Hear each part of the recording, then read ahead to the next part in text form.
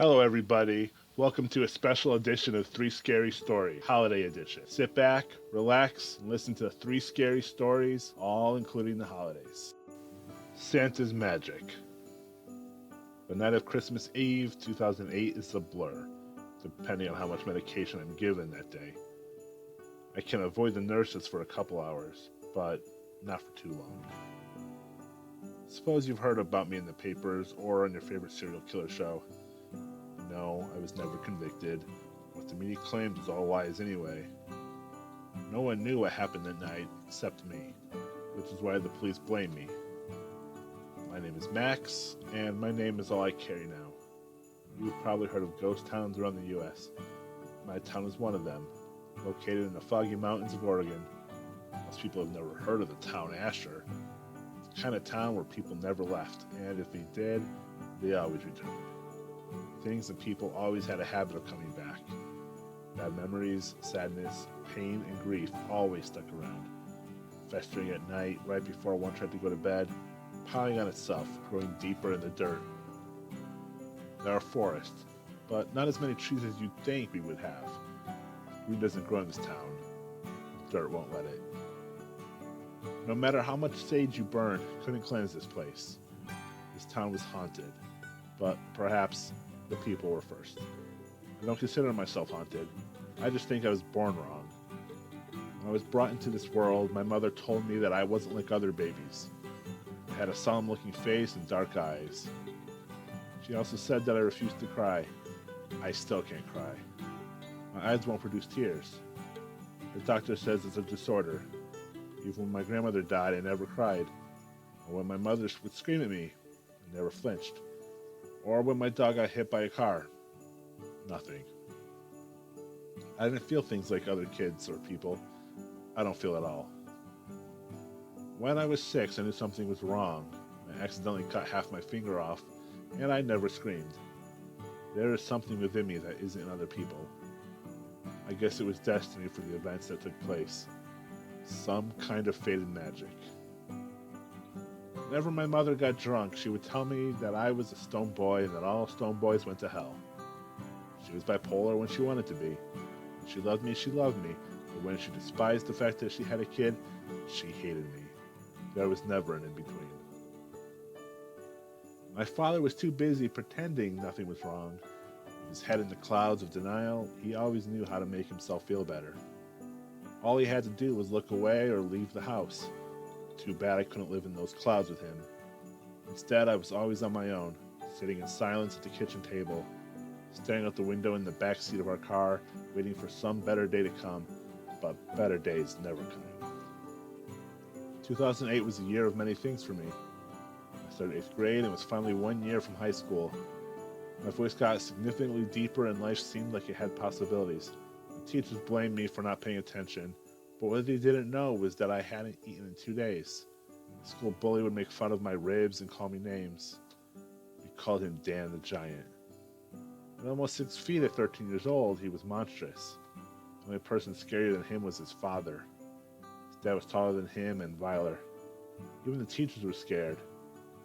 Dan had dyslexia too, but he wasn't that bright. Any kid that mentioned or corrected him got the beating. Any kid that existed, to be honest, got a beating. Dan stuck gum in my hair the Friday before winter break. The teacher had cut chunks of my brown curly strands to get it out. My father blamed me, saying I deserved it because I refused to stick up for myself.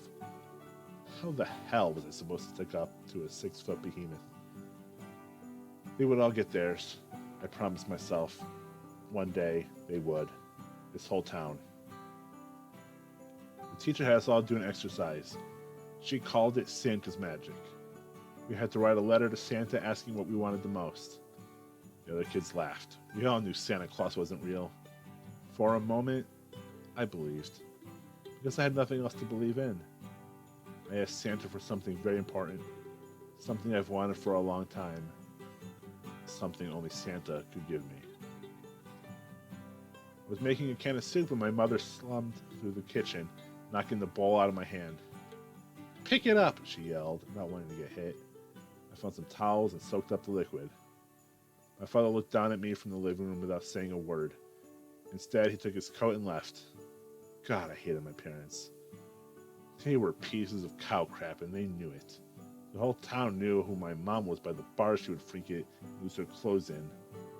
Dan the Giants once told the class that my mother was nothing but a no-good whore and my father a loser mechanic. That was the day I punched Dan. Of course, he punched back and harder. Neither of us got in trouble. The principal didn't want to get involved. That was the thing with the town of Asher. No one wanted conflict, and yet there was always conflict. No one wanted to get involved, yet everyone usually was. I put the soaked up towels in the basement and went to mop the floor. I was angry because that was the last can of soup. No one went food shopping anymore, and when something did pop up, usually someone took it and hid it. I scrambled through the cabinets for anything else I could find. There was nothing. I teared up, my stomach growling. I drank a glass of water to appease the pain. My mother sat in the corner of the kitchen with her bottle, laughing. "Where did your father go?" she asked, stuttering over her words. "I don't know," I responded. "One day I'm going to leave this earth and never come back. Then what are you going to do?" She laughed again. "You're just like your father. Small, weak, and pitiful. I didn't want you, but he made me keep you." She chided. "I never wanted kids. But there you were one day. A mistake." "Stop," I muttered under my breath. "Or what?" my mother replied, vicious as ever. My father came back through the door. He took one look at my mother and went upstairs to his room. "The kids in town say you're a whore," I screamed. My mother got up from the ground as quickly as she fell back over. "What the hell did you just call me?" "My friends say you're nothing but a dirty whore." My mother reached into the drawer and grabbed a knife. "You piece of shit. How dare you call me that? How dare you think I pay for this place? Your father who hasn't had a job in months? Your weak and useless father. Weak and useless. And you know what? You're just like him," she screamed. My mother took another swing of the bottle and then at me. "Just get out. Get out. Get out of my house. Get out," she screamed. I got my backpack and ran out, not looking back. I just ran, not knowing where I was going. I ran knowing that I couldn't go back. Tears flowed down my eyes and my chest felt like it was going to drop out my ass. I must have pissed myself because my pants were wet. I ran through the streets, past the school, past the town, into the woods. The sun had already gone down and the night took over, creating an eerie path on the outskirts of town. I didn't care. I ran through the trees, going off the path, finally stopping when I had no air left in my lungs. My legs collapsed and I sat against a tree. The wind blew against my face, and for the first time throughout that entire run, I realized I was utterly alone. Not just in these woods. I had no family. I had no friends. I had no one. I wanted to not exist anymore. For a moment, I wondered what it had been like to die, to not be me, till something shuffled amongst the leaves. I got up and looked out into the darkness. I couldn't see anything. I tried to tell myself that it was nothing, until I heard the shuffling again. It was Oregon, so perhaps it was a bear or an animal moving about. The shuffling was heavy. Shuffling and steps being taken by something big and bigger than me. I tiptoed in the dark to try to find the path. I was mortified. With no flashlight or even the moon to help, I was blind. I heard the shuffling again, except close. My heart was like an engine failing. I couldn't breathe. I kept walking, knowing that whatever the hell was shuffling in that darkness knows I was there. It was when I felt a hand on my shoulder that I started to run. I didn't know if I was going the right way or if I was going deeper into the forest, but I ran. Much as I hated my parents, I would gladly go back to my crazy mother that can be in the woods with something I couldn't see. Luckily, I was going the right way as I heard a car drive by. I made it back to the road, but I could still feel whatever it was in that wood behind me. I waved at the car driving, screaming for help. I took a rock and threw it at the car and smashed the window. The car stopped and reversed. "Help me!" I screamed. The car pulled over and a man wearing a red plaid shirt with a long, grimy beard got out of the car. "Help!" I yelled. "What the fuck do you think you're doing, you little shit?" he screamed, examining his car. There's something after me. I don't give a fuck. Look what you did, you little shit. There's something out there following me. Please, I pleaded. You better hope your parents can pay for this, or I'll chop off your balls as payment, he screamed. The grimy bearded man grabbed me by my neck and slammed me against the car. Well, maybe I should do it now, he said. His breath smelled like beer and rotten cheese. He was missing a tooth on the left side of his mouth. I turned away, terrified. Before he could strike me, I fell to the ground. Something dragged the bearded, grimy man away from me. Kid, get the gun in my car, he yelled at me, blood coming from his nose. I went into his truck and found a revolver under the seat. I could hear something attacking the bearded man, the thing from the woods. I could hear the tearing of flesh and the breaking of his bones. I grabbed the man's phone that he had dropped on the ground and put on a flashlight. The man was dragged into the woods, screaming, leaving a bloodstain on the road behind. I screamed and went into the car, locking the doors. I didn't know how to drive a car, but I figured it out. I put my foot on the brakes and got the gear and drive. Even though I put my foot on the gas, the car wouldn't move. Whatever creature took the man came back, this time for me. It was holding the car from the back. I got out and started running back through the dark. I tried to call 911 and the dude's cell phone, but something knocked it out of my hand, smashing it to the ground. I stopped, feeling the creature circling me. I prepared myself to be torn apart like the grimy bearded man. Instead, I felt a stale breath on my neck. I turned around, not seeing anything.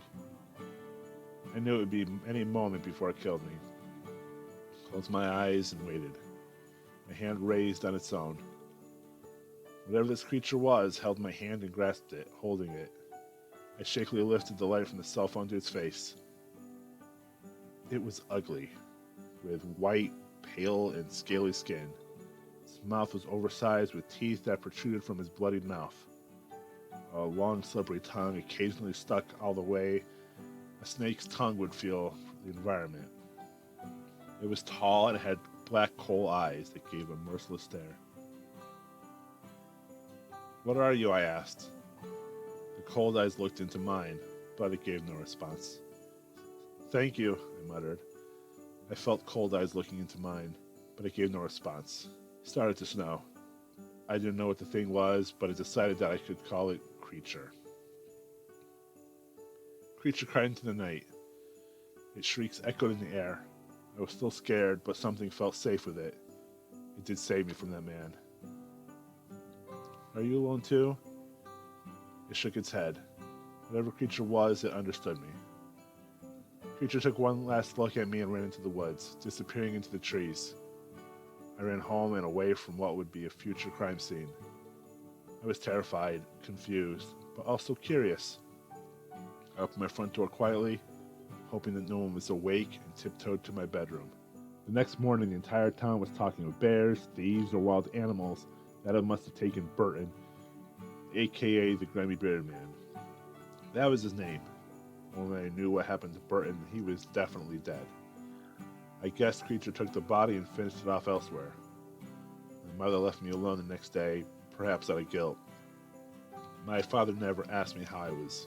I quickly got dressed and went off to school. I didn't notice the dirt in my hair left over from last night. Dan the Giant made jokes to the class about how poor my family was, that we couldn't afford water, and that we were all dirty people. I ignored him, but he just wouldn't stop. For an entire 30 minutes he kept going, unable to control himself.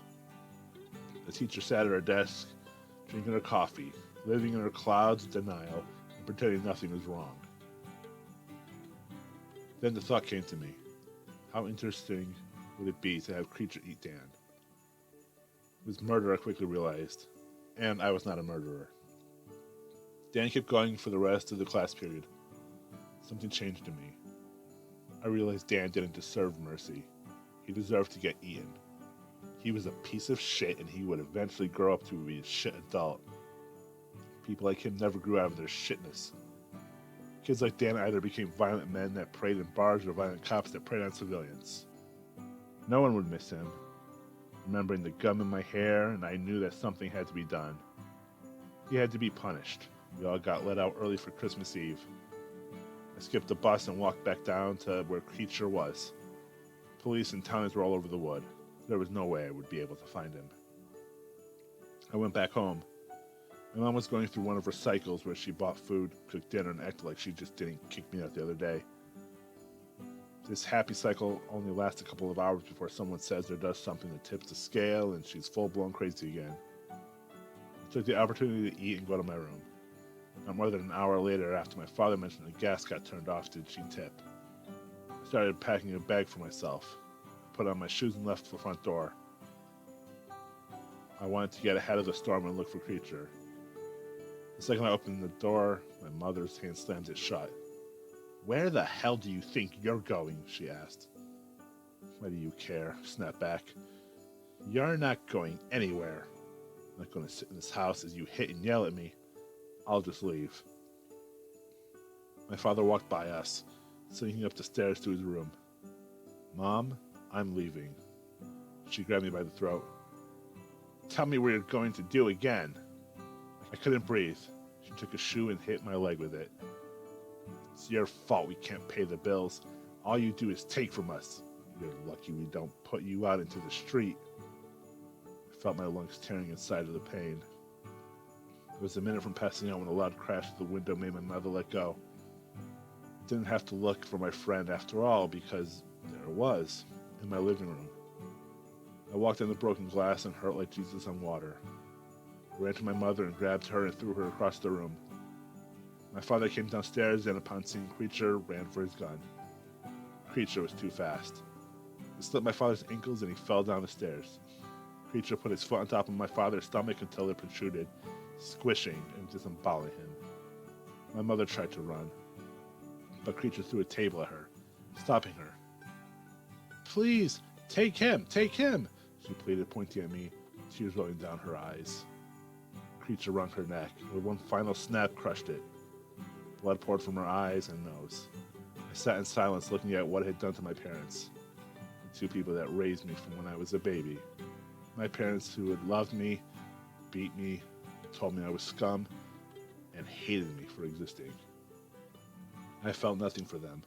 As I looked upon their bloodied faces, I supposed it was at that moment that something else changed. I took Creature's hand and we left my house. We found an old Santa's costume and I dressed him. A red hat and a red and black suit. He just wanted to belong, like me. Santa had finally come to the town of Asher. We started at my neighbor's house, one by one, killing them all. Their screams like a symphony in the night. I watched as he pulled organs out, smashed people's heads, picked out teeth, and splattered blood on Christmas trees. Oh, how the red brightened the magical night. When we reached Dan's house, I knew I wanted to relish the moment when he saw what was coming behind his death. Creature slashed Dan's father's throat with his sharp claws, stabbed his mother. Dan screamed in horror as Creature inched closer to him. I smiled at Dan, who looked back with a face I'll never forget. To be honest, it was a look of defeat. Creature took Dan limb by limb, tore him apart. His agony was my cloud of denial, and his suffering my alcohol, and I was drunk in it. When we were done, I watched Creature feed on some of the bodies, offering me chunks of eyeball, brain, and liver. I wondered where my beast had come from, but it didn't matter. He was my friend, and he answered one of my Christmas wishes, a wish only Santa could give. Before the night had ended, Creature took one last look at me, but I somehow knew he wasn't coming back. There was no ceremonious farewell. This beast went back into the darkness from where it came, and I didn't even feel sad. My friend was gone, and I still felt nothing. You see, I just wanted to be alone. When the news hit that a town massacre had occurred, the world was in shock. The only survivor was a 14-year-old boy. I told the police no lies that night. I told them that Santa Claus had come to town.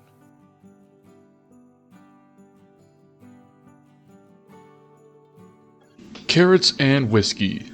The alarm was horribly loud in his left ear, a persistent high-pitched beep forcing him from his dreamless, alcohol-soaked slumber into a hangover-heavy wakefulness.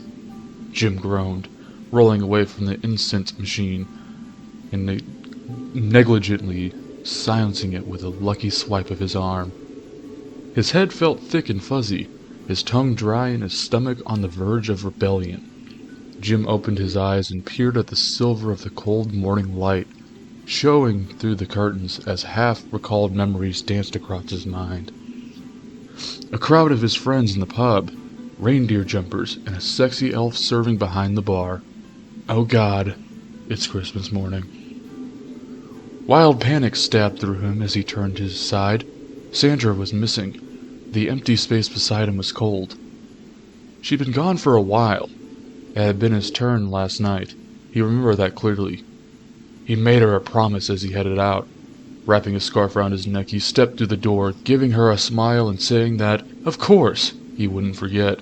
How could he? Christmas Eve was the most vital and important night of the year. A basic trip out with his friends wouldn't change that. But they'd had a couple drinks, then Harry had suggested a couple more. He'd barely realized he'd had so much until he stood up to head home, and almost fallen over. They sung some songs on the way back, passing each other's drunken warnings about not forgetting to put out the carrots and whiskey, and he'd stumbled and fully intended to do so. But then his memory was blank. Did I put them out? What if he had forgotten? Sandra was missing. Ripping the duvet off, he clambered out of bed and hurried to check on Owen. The kid was sleeping soundly. Which, considering it was Christmas, was unusual. He must finally be growing up, which at the age of 8 was well overdue. In years past, he bounded off the bed at a crack of dawn, thrilled with the excitement of presents and determined to make every second of the day a test of his parents' patience. Jim's heart began to calm in manic pounding at the sight of his son. He hadn't been taken. He sagged against the doorframe for a moment, recovering his composure and trying to ignore the throbbing headache rattling his skull. Slowly, he closed the door and stepped back into the hall, enjoying the flood of relief which made him momentarily wash away some of the guilt. Sandra was in the kitchen, huddled in her fluffy white dressing gown and nursing a cup of coffee. She looked terrible, pale and haunted. Her dark hair hung lankly around her shoulders, and her eyes stared unseeing at a point far away. "Morning, hun," he ventured tentatively, reaching out for the kettle. "Merry Christmas!" Her glazed eyes moved to his, her expression bleak. "Merry Christmas? That's all you have to say to me? I'm sorry, honey. I'm so sorry." He hesitated, torn between wanting to fill the kettle and not wanting to seem insecure. He shuffled his feet. "You're sorry?" she repeated flatly, turning back to her coffee. "You have no idea what I went through. I woke up and you were there, snoring away in your clothes." She gave him an accusing, angry glare. "Good thing I decided to check that you'd done what you said you'd do, wasn't it?" "Yes," he said meekly, looking down at his feet and feeling thoroughly miserable. But she hadn't. No. What else was there to say? "Jesus, Jim! How could you be so reckless?" It would be no excuse to say he had been drunk. No excuse that it was Christmas Eve and he'd been with his friends. It wouldn't help to remind her that she could have easily put on the whiskey and carrots. That there was no reason it had to be him every damn time. No reason why she wasn't allowed to shirk the responsibility year after year, just so that she had a reason to tell him not to be out late. That is, besides her jealousy that he had with his friends and not with her. He settled on just saying he was sorry again and turning away to fill the kettle. To his relief, she said nothing more about it. "So, how's it looking out there? You catch any news yet?" She sighed. A resigned, miserable sigh. "I didn't have to. There's a new crew outside the Thompsons. Looks like they forgot." Jim turned, the kettle forgotten. The Thompsons weren't really friends of theirs, but they were decent people. They got together every now and then for a drink to discuss their kids or school, that kind of thing. To think that they're gone, taken by the demon for the crimes of forgetting to placate its bizarre demands, was horrifying. "Jesus," he breathed. "Could have been us," Sandra said. It wasn't accusatory, just factual. Her face was that of a person who'd been pulled back from the edge of a cliff, ashen and wan. her eyes wide and staring as though she could see her narrowly avoiding fate playing out before her. He crossed the kitchen and hugged her, feeling a new kind of guilt when she hugged him back, tightly, and sobbed into his shirt. They stood that way for a while, neither one moving, their minds playing out in horror of what could have been, until Owen came bouncing into the kitchen, clutching the bag of presents he'd found at the end of his bed. "Mommy, Daddy, Father Christmas came!" he enthused in that way only very small children can, dragging the sack over. For a second, Jim couldn't summon the parental good cheer he needed, struggling to put that near miss to the back of his mind, and dragged up his Daddy at Christmas persona. In a way, though it pained him to admit it, he was looking forward to when they no longer had to pretend. When Owen would be old enough to finally learn the truth about the creature that clattered around the house on Christmas Eve, the being that parents across the world conspired to betray as a jolly present giver in order to avoid discussions of dark truths too terrible for young minds. The perfect universal lie that sent kids running early to bed on the one night of the year that they were most vulnerable, and kept them in the rooms faintly sleeping as heard any strange sound during the night. Normally it didn't bother him, but this morning, having come so close to disaster, it was harder than usual to put the necessary spin on the beast that had visited them in the night, especially when he'd spent so many hours wrapping up all the presents and now had the attribute to a thing that had very nearly murdered them all. "Wow, lucky you, honey," Sandra finally said with a convincingly excited gasp. "Go ahead and take your sack into the living room and we'll see what he—" Her eyes met Jim's and mouthed the words, "Get it together." Owen, oblivious, ran off happy, pulling his sack of presents behind him. Jim nodded and took a deep breath as Sandra followed their son into the living room. A few minutes later he was standing by the window, staring at the crowd outside the Thompsons, making appropriately encouraging responses to his son's wildest cries of happiness and exclamations of what he was going to do with his toys. The news crew was solemn, and behind them the police were taping off the doors and windows of the house. No ambulance had been called. There would be no bodies. There never were.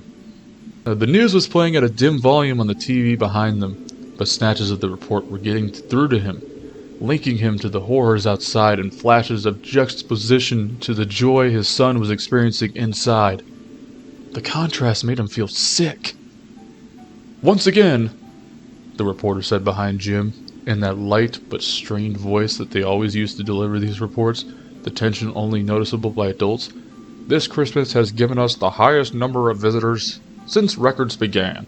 Some speculation has us focusing on our group population for the figures, but it seems clear that a large population of visitors were from newly arrived migrant families.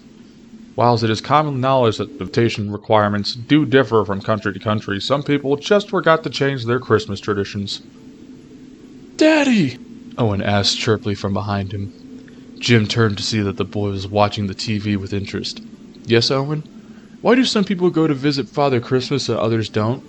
Sandra caught his eye, giving an almost imperceptible shake of the head. He looked away, wondering if this might be the moment to let the child in on the horrible truth. Was that the responsible thing to do?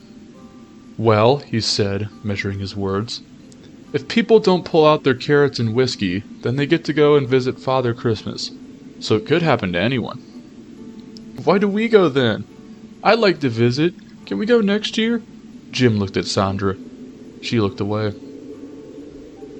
"But we don't need to go see Father Christmas, Owen. He comes to us. That's why Mommy put on the whiskey and carrots last night." He pointed to the little plate next to the Christmas tree, and the shot glass next to it. The glass was empty, and Jim had absolutely no intention of using either the glass or the plate ever again. A goofy-looked stuffed snowman had fallen across the plate, no doubt knocking by the talons of the beast as it reached for the carrots. Jim shuddered to imagine it, delicately lifting the carrots off the ceramic without leaving a mark. "When did you do that, Mommy?" asked Owen, peering round at his mother over a pile of shredded wrapping paper. "Did you get to see Father Christmas?" Sandra gave a sick smile that looked more like a grimace and shook her head. No, honey, I just came downstairs last night and put a glass of whiskey next to the carrot your father put out. Jim's heart nearly stopped. He stared at her, wondering if that was meant to be some kind of joke. From somewhere far away he could hear his son babbling, but the words no longer made any sense. Sandra was watching Owen indulgently, shaking her head at something he said. You didn't put out a carrot? He managed to say, just about keeping his voice from rising into hysterical shriek. She looked up, and her face, now wearing a similar expression to the one he imagined, was on it. What? She said sharply, her eyes following to the little plate and widened in sudden, awful realization. Jim's stomach tightened in a cold knot. Owen seemed to pick up on the sudden tension, his expression curdling like sour milk. He started to breathe in that heavy way, with his shoulders moving, that his parents both knew preceded a tantrum. Jim looked down, the pieces suddenly falling into place like a horrific nightmare jigsaw. The little stuffed snowman, his long, orange stuffed nose across the white ceramic plate, his tired wife mistaking it for a carrot, putting out the whiskey and going to bed. Oh, dear God, he whispered as a thick voice, deep with hatred and dripping with obscene desire, gurgled at them from within the mound of discarded wrapping paper. It crackled as the colorful wrapping exploded outwards. Owen screamed.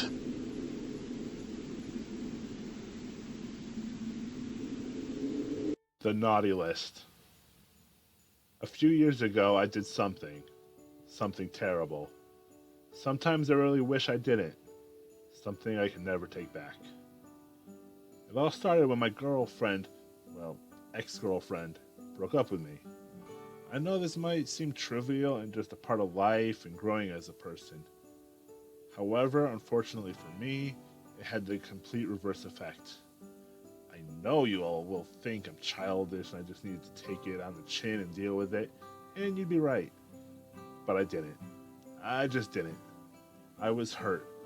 More than hurt, I was offended, insulted. I mean, how could she? After everything I've done for her? It was me who gave her a place to live. It was me who helped her pay off her debts. It was me who helped her get a job. And she wants to throw it all back in my face. I wasn't going to allow that to occur unpunished. I know it was petty and I was wrong. I was so very wrong. But you have to understand I was desperate. I was hurting so deeply. It honestly felt as though my heart was aching. It was throbbing so hard I honestly thought at any point it would explode and kill me instantly. I know that sounds dramatic, and I'm honestly not looking for sympathy. I'm not. I don't deserve it. I'm not the victim here. Well, not anymore. I made sure of that. And I'm sorry. I'm so sorry. I wish I just took my own life instead of then, maybe. Maybe none of this would have ever happened. I was so down and furious. I couldn't even sleep. I was just so frustrated. I was angry. I honestly could feel my body shaking with rage. So I got up. And with hatred and darkness in my heart, I booted up my laptop. I wasn't and I'm not a stranger to the dark web.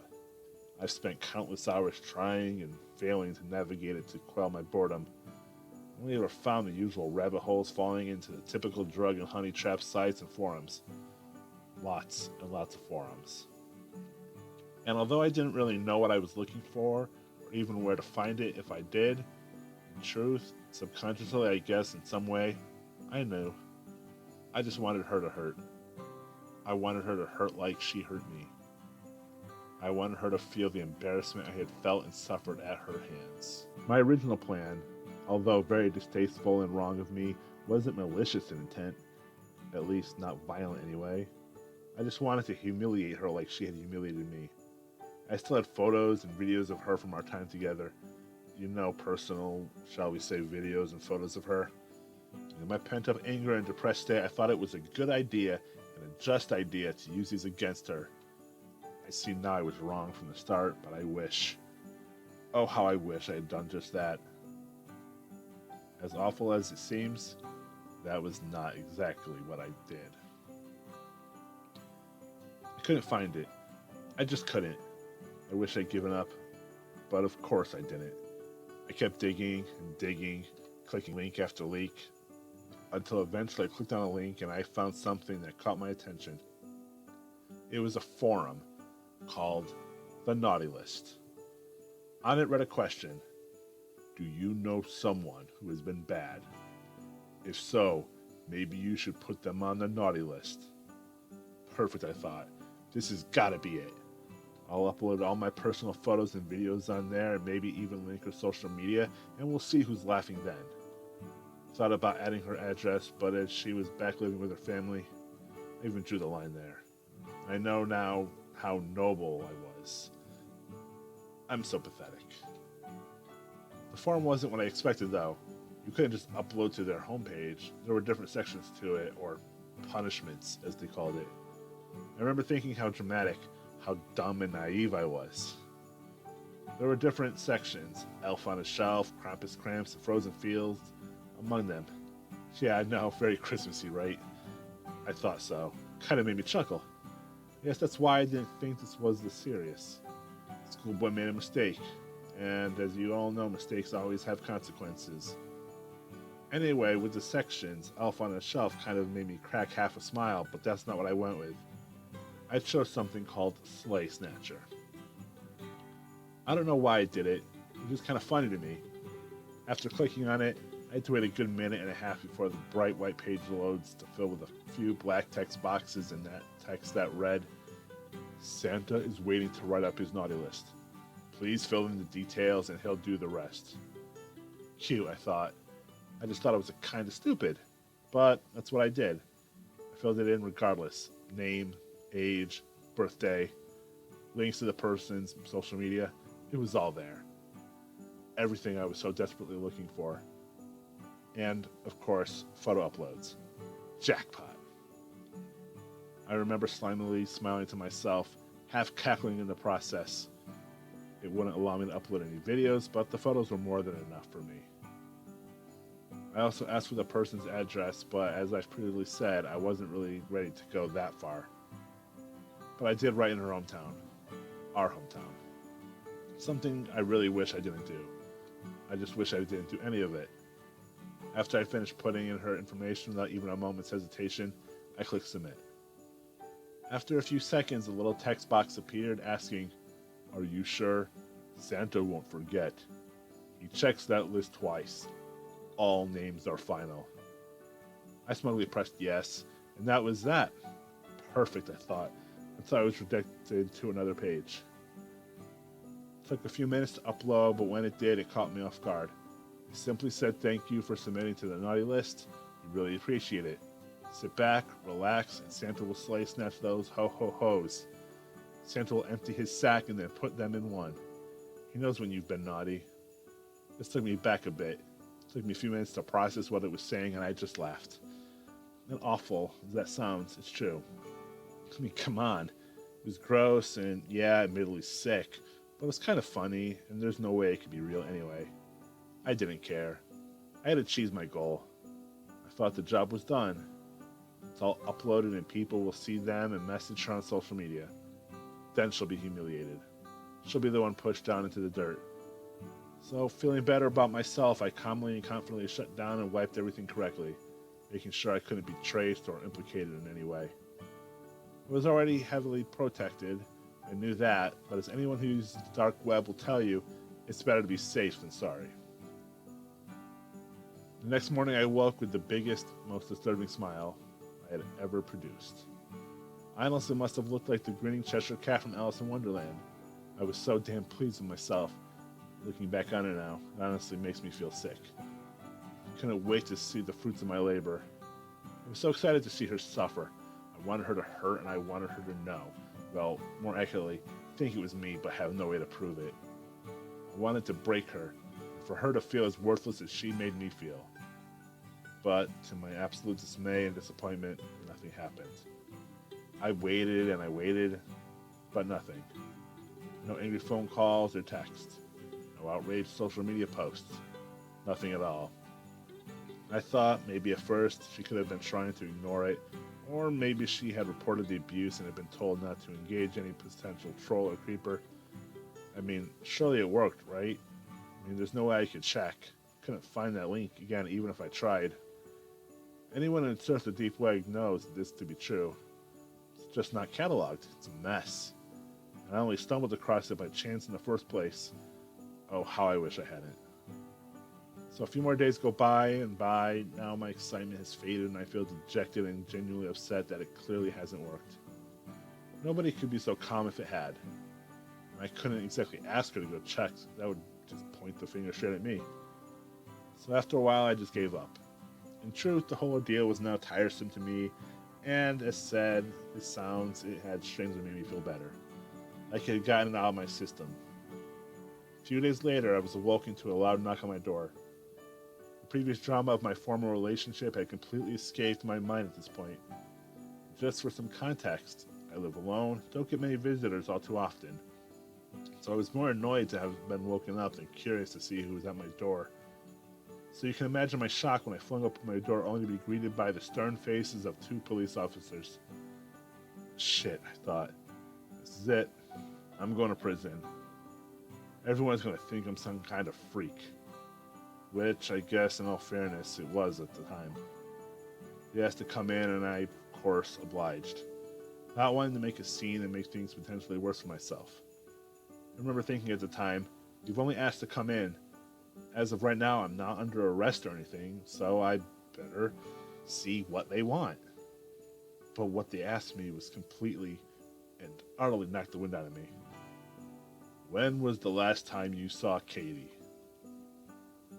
I was speechless, and for a second I must have looked like the most guilty and suspicious person in the world. Realizing this, I quickly shook the look of surprise and dread off my face, and answered as calmly as I could muster. Not since we broke up about 2 weeks ago. This was true, but still doesn't save me from their line of inquiry and the barrage of intense scrutiny of questions. Where were you on the night of? I told him the truth. At home. Can anyone verify this? I said, well, no. I said no. I live alone, but I did get dropped off at home after work by one of my colleagues, which is routine after every shift, so he can, I guess. But what time was this? I told him the truth, about 10:30. Cameras at work should show me leaving about 10:20. It's only about a 10-minute drive here. Did you leave your property at any point after you returned? No, meekly but authoritatively as I could, retorted. There's a camera by the apartment's entrance that will show I'm telling the truth. His face and intense stare of concentration into my eyes seemed to waver and loosen ever so slightly. So I thought I'd push my luck and ask, what's all this about?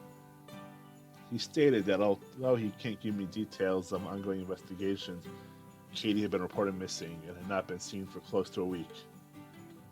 She was last seen by her mother leaving her home to shop and browse the stores, but never returned.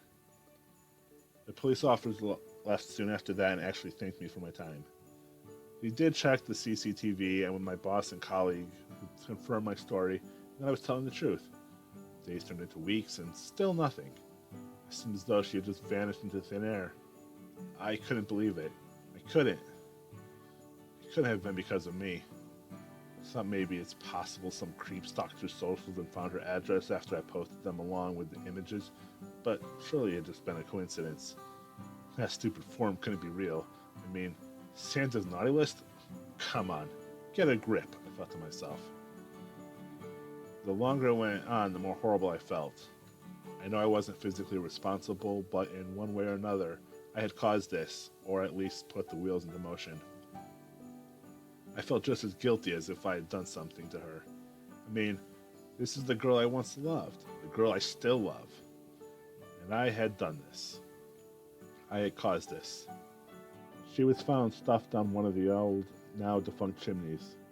Her body was stuffed inside a sack, a toy sack. I couldn't believe it. I felt sick. I feel sick thinking about it now. This must be some kind of sick joke I kept trying and failing to convince myself. I felt my body tremble. She was found completely naked. Her body had badly deteriorated at the point, but they knew it was her. They knew because stuffed into her eye socket was a small piece of paper that read, Naughty list, Katie. You should have been good. I blacked out. I collapsed where I was standing and I hit my head pretty hard. When I regained consciousness, I hoped. I prayed it had just been a bad dream. But of course it wasn't. It was real. It was all real. In some sick way, I sometimes think that would make up for it, or at least make us somewhat even somehow. Even though I know that would be impossible. I can't imagine what they did to you, what they put you through. I can't imagine the fear and terror you must have felt. I can't imagine your final thoughts or how confused or alone you must have been. Nothing will ever make up for the torture I subjected the girl I once loved and cherished to. All because of my own ego and misguided sense of pride and self-worth. I wish I could take it all back. I really do. But I can't, and that will sadly never be able to change. You deserve justice, Katie. You deserve to be able to rest in peace at the very least. Maybe confessing will bring you and your family closure. Maybe ending my own life will make us even. But regardless of the answer, I'm far too much a coward for either. Hey everybody, thanks for watching. If you enjoyed this video, this sort of content, be sure to subscribe, hit that like button, and leave a comment below. There will be a link to this story in the description, as well as a link to my Patreon page where you can subscribe to my magazine/book collection called Enter Madness. Thanks for watching. Have a great day.